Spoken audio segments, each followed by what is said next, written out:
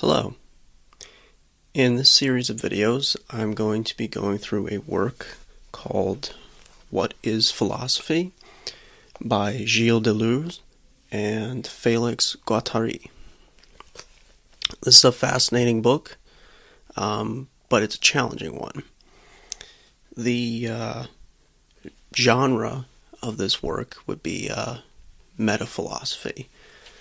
Also a little bit of history of philosophy as well. But the question, what is philosophy, is a metaphilosophical question.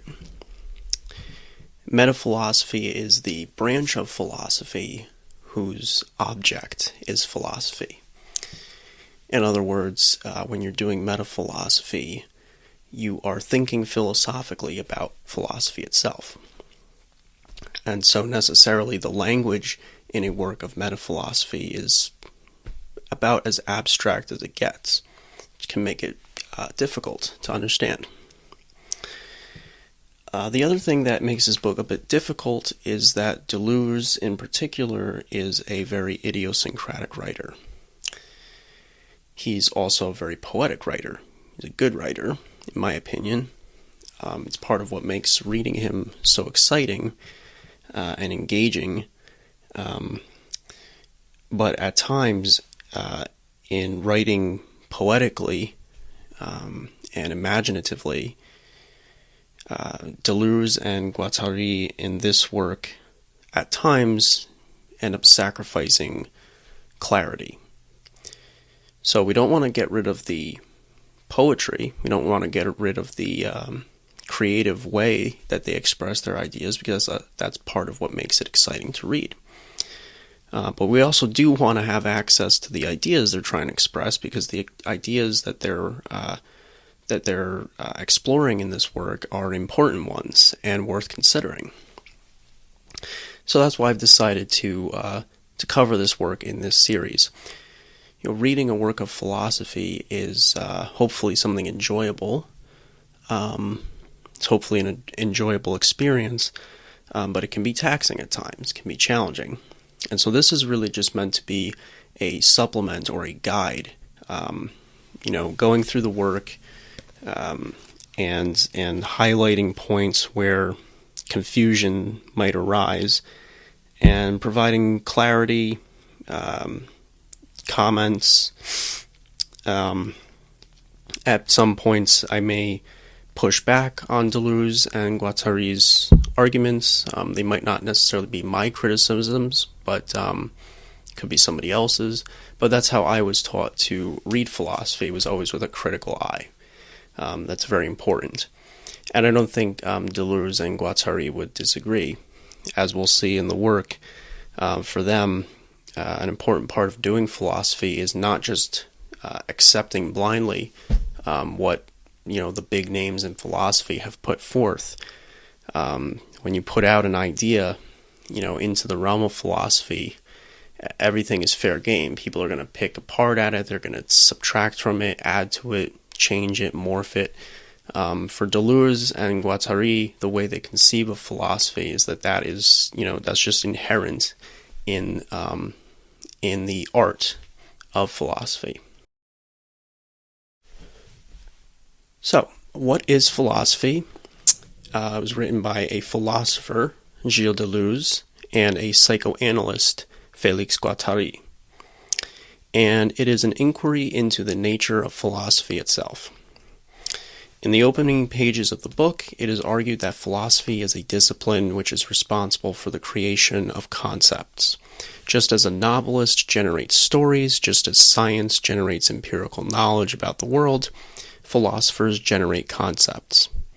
This is a definition of philosophy that Deleuze had expressed before in his career, but it is in this text that he and his collaborator, Guattari, flesh out in painstaking detail the implications of this statement. Philosophy is the art of forming concepts.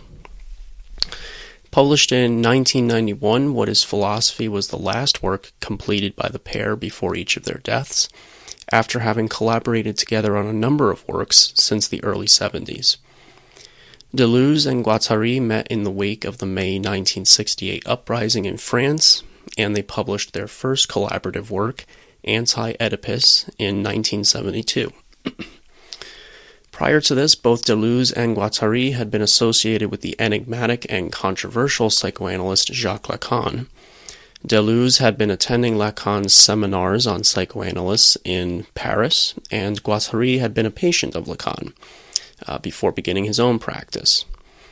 The publication of Anti-Oedipus, which was critical of some of Lacan's ideas, prompted Lacan to take personal offense, and he even went so far as to forbid discussion of the book in his presence. Lacan was an interesting character, to say the least. Very interesting character. Deleuze and Guattari then split off from Lacan, along with a number of other former followers of the controversial therapist.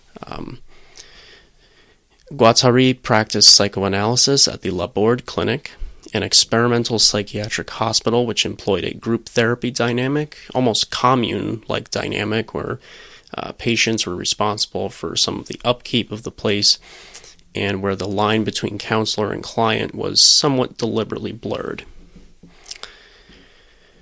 Guattari was also heavily involved in social activism. And Deleuze was, by all accounts, an influential and enigmatic figure in the French philosophical scene of the mid-20th century, but he was also very reclusive. He taught philosophy for 30 years at the University of Paris, retired in 1987, just a few years before publishing What is Philosophy?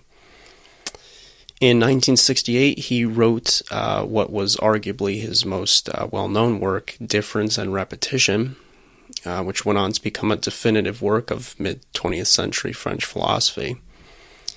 He met Guattari for the first time shortly after undergoing an operation on his lung. I believe he had tuberculosis. I'm not 100% sure on that, but he had something wrong with his lung, and he either had an operation on it or he had it removed and had a transplant.